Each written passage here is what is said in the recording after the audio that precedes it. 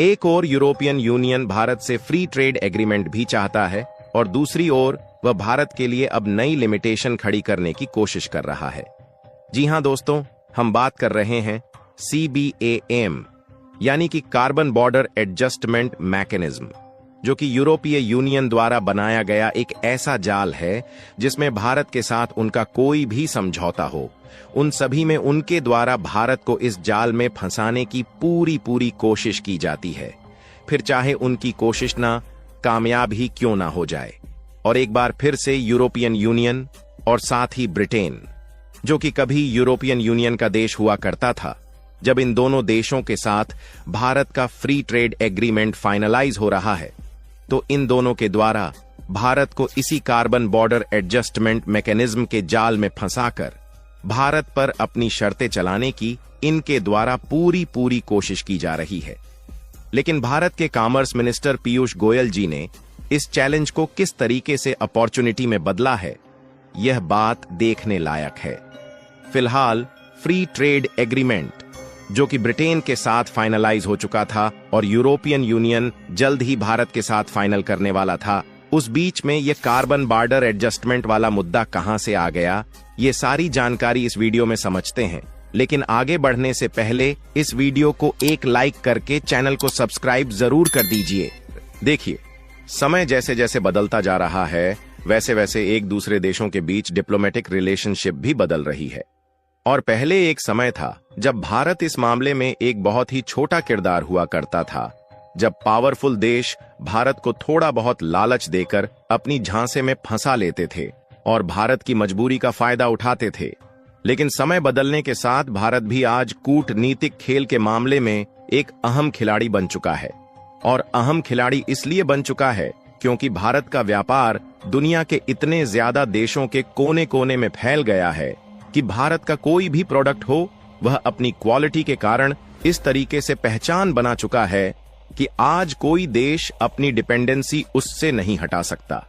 यही कारण है कि ज्यादातर देश आज भारत से फ्री ट्रेड एग्रीमेंट करना चाहते हैं ताकि उनकी मार्केट में ये कम दामों में बिके, क्योंकि यह एक ऐसा ट्रेड एग्रीमेंट है जो कि दो देश या फिर दो संगठनों के बीच होता है और इसमें एक दूसरे देश आपस में बातचीत करके ज्यादातर प्रोडक्ट की इंपोर्ट ड्यूटी को 0% या फिर बेहद ही कम कर देते हैं। इससे कोई अतिरिक्त टैक्स न लगने के कारण जिस देश की मार्केट में वह प्रोडक्ट भेजा जाता है, उसकी कीमत बेहद सस्ती हो जाती है। और फिलहाल के समय में भारत इस तरीके का एग्रीमेंट टोटल 22 देशों और बड़े व्यापारिक या एसोसिएशन आसियान के साथ कर चुका है। और तो और हाल ही में $100 बिलियन की इन्वेस्टमेंट के साथ EFTA यानी कि यूरोपियन फ्री ट्रेड एसोसिएशन देशों के साथ यही फ्री ट्रेड एग्रीमेंट किया गया, जो कि जल्द ही लागू होने लगेगा और साथ ही यह अब ब्रिटेन के साथ भी हो चुका है। हालांकि इतने देश के साथ फ्री ट्रेड एग्रीमेंट होने के बावजूद अब यूरोपीय यूनियन के 27 देश इसी फ्री ट्रेड एग्रीमेंट को करने के लिए भारत के सामने लाइन में खड़े हैं। लेकिन साजिश वही उनकी पहले वाली ही है, जहां वे चाहते हैं कि उनका भारत की मार्केट से ज्यादा फायदा हो, लेकिन भारत उनकी मार्केट से उतना फायदा ना उठा पाए। सीधे शब्दों में कहे तो यूरोपीय यूनियन CBAM यानी कि कार्बन बॉर्डर एडजस्टमेंट मैकेनिज्म को बीच में धकेल रहा है। CBAM यानी कार्बन बॉर्डर एडजस्टमेंट मैकेनिज्म सुनने में तो ये कोई पर्यावरण बचाने की योजना लगती है, लेकिन असल में ये एक ट्रेड वॉर का नया हथियार है जिसे यूरोप भारत जैसे विकासशील देशों के खिलाफ इस्तेमाल करना चाहता है। इसके तहत अगर भारत से कोई स्टील, सीमेंट, एल्यूमिनियम या केमिकल प्रोडक्ट यूरोप भेजा जाता है, तो यूरोप ये कहकर एक्स्ट्रा टैक्स लगा देगा कि भारत में इन प्रोडक्ट को बनाने में ज्यादा कार्बन एमिशन होता है। अब आप ही सोचिए, जिस देश ने 100 सालों तक पूरी दुनिया को कोयले और तेल से चलने वाली इंडस्ट्री से भर दिया, जिसने अफ्रीका और एशिया को लूट लूट कर अपनी फैक्ट्रियां चलाईं, वो आज हमें कह रहा है कि तुम्हारा स्टील गंदा है, तुम टैक्स भरो तभी हम खरीदेंगे। ये तो वही बात हो गई कि खुद तो चोर है लेकिन ऊपर से सिपाही बनने चला है। CBAM का असली मकसद भारत, चीन, ब्राजील जैसे उभरते हुए देशों को यूरोपीय बाजारों से बाहर करना है। ताकि उनके अपने महंगे प्रोडक्ट बिकते रहें और भारत जैसे देशों का सस्ता टिकाऊ माल बाजार में ना आ पाए। बल्कि भारत के जैसे कि फूड प्रोडक्ट और बाकी की चीज जिनके बिना यूरोप का काम नहीं चल सकता, उस मामले में भारत को छूट दें और उसके बदले वह भारत की मार्केट में भी फ्री ट्रेड एग्रीमेंट करके घुस जाएं। भारत की स्टील इंडस्ट्री, टेक्सटाइल, सीमेंट, ये सब सेक्टर CBAM से बुरी तरह प्रभावित हो सकते हैं। अगर इसे मान लिया गया तो लाखों मजदूरों की रोजी रोटी पर असर पड़ेगा और हमारे एक्सपोर्ट्स पर ब्रेक लग जाएगा। फिलहाल पहले भारत शायद यूरोप की इन शर्तों को झेल जाता। कभी लालच, कभी डर, कभी मजबूरी, इन सब के आगे भारत झुकता रहा। लेकिन अब भारत के पास पीयूष गोयल जैसे मंत्री हैं जो हर मंच पर यह कहने से नहीं हिचकते कि भारत अपनी टर्म्स पर डील करेगा, भीख मांगने नहीं आया।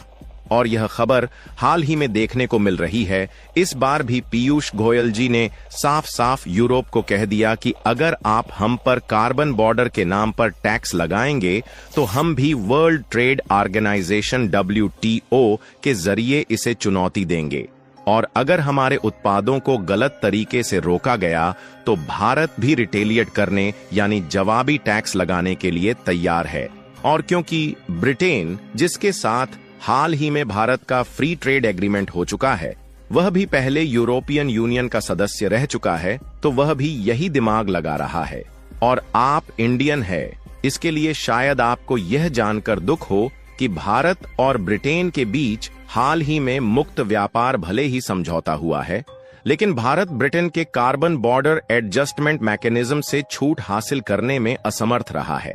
इसका मतलब है कि जनवरी 2026 से ब्रिटेन द्वारा कार्बन इंटेंसिव माने जाने वाले भारतीय निर्यात जैसे कि लोहा, steel, aluminium, fertiliser, hydrogen, ceramic, कांच और सीमेंट पर 14 से 24% तक कार्बन टैक्स लग सकता है, जिससे भारतीय निर्यातकों के लिए ब्रिटेन में व्यापार करना महंगा हो जाएगा। आपको बता दें कि ब्रिटेन यूरोपीय संघ के बाद CBAM लागू करने वाली दूसरी अर्थव्यवस्था है और भारत इसे व्यापार बाधा मानता है क्योंकि यह भारतीय निर्यातकों की लागत बढ़ाएगा। लेकिन भारत के पीयूष गोयल अभी भी यह बात खुलकर कह रहे हैं कि इंडिया बिल्कुल भी डरता नहीं है, और अगर यूके के द्वारा कार्बन बॉर्डर टैक्स लगाने से भारत के एक्सपोर्टर को नुकसान होता है तो भारत भी यूके को दी जाने वाली कई सेक्टर में डिस्काउंट को समाप्त कर सकता है। अब सवाल आता है कि भारत किस मुद्दे पर इस खेल को पलट सकता है। तो देखिए, भारत CBAM को सिर्फ रोकने की कोशिश नहीं करेगा, बल्कि उसे अपने पक्ष में मोड़ सकता है। बस भारत को WTO के सामने यह दिखाना पड़ेगा कि हमारे कई सेक्टर अब ग्रीन एनर्जी बेस्ड हो चुके हैं, जहां solar energy, hydrogen, electric manufacturing, इन सभी को डाटा के साथ दिखाया जा सकता है कि हम तेजी से रिन्यूएबल एनर्जी की ओर जा रहे हैं। और देखा जाए तो WTO में यह मुद्दा पहले ही विवाद का कारण बना है, जिसमें रूस और भारत जैसे देश इसके खिलाफ लड़ रहे हैं।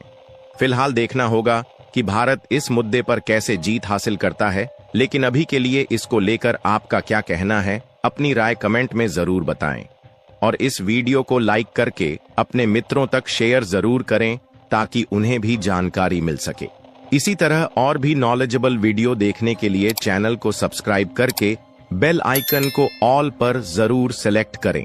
जय श्री राम।